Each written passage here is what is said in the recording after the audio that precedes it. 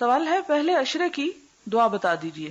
یہ بھی میں ایک بات آپ سے کرنا چاہوں کہ یہ مسنون دعائیں نہیں ہیں اور ان کی پابندی لازم نہیں ہے. اس سے مراد کیا ہے؟ اس سے مراد یہ ہے کہ پہلا عشرہ رحمت، دوسرا مغفرت اور تیسرا عذاب جہنم سے رہائی ہے، تو ان کی مناسبت سے آپ مناسب دعائیں کر سکتے ہیں، لیکن کوئی ایک خاص دعا نہیں ہمیں بتائے گی کہ جس کو اپنے اوپر لازم کرنا ہے. پھر آپ کہیں گے اچھا پھر کیا بتایا گیا؟ تو بات یہ ہے کہ اگر آپ ایک ایسی چیز کو اپنے لیے لازم کر لیتے ہیں جو لازم نہیں ہے، جو آپ صلی اللہ علیہ وسلم نے نہیں کی، آپ کیا کر رہے ہیں؟ آپ اپنے لیے دین کو مشکل بناتے چلے جا رہے ہیں.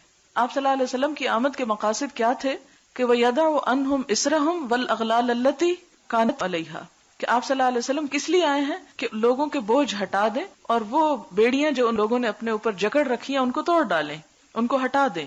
تو ہم اس طرح کی چھوٹی چھوٹی چیزوں کو لازم کرتے کرتے پھر اپنے لیے وہ چیزیں اکٹھی کر لیں گے کہ جن کا بوجھ پھر ہم نہیں اٹھا سکیں گے. لہٰذا سہولت کے ساتھ آپ اگر پڑھ سکیں تو یا حیّ یا قیوم برحمتک استغیث، اور جو نہ بھی پڑھے تو رحمت تو اس کی برس ہی رہی، سب پہ برسے گی. لیکن اس کی مناسبت سے اگر آپ پڑھ رہے ہیں یا اگر بخشش کا عشرہ ہے تو استغفار کثرت سے پڑھ رہے ہیں، آخری عشرے میں عذاب جہنم سے رہائی، ربنا آتنا فی الدنیا حسنہ وفی الآخرۃ حسنہ وقنا عذاب النار، اگر ذرا زیادہ شعور کے ساتھ پڑھ رہے ہیں تو بہت اچھا ہے. ہاں ایک دعا مسنون ہے جو طاق راتوں میں حضور صلی اللہ علیہ وسلم نے حضرت عائشہ کو سکھائی تھی، اور وہ ہے اللہم انک عفو تحب العفو فاعف عنا.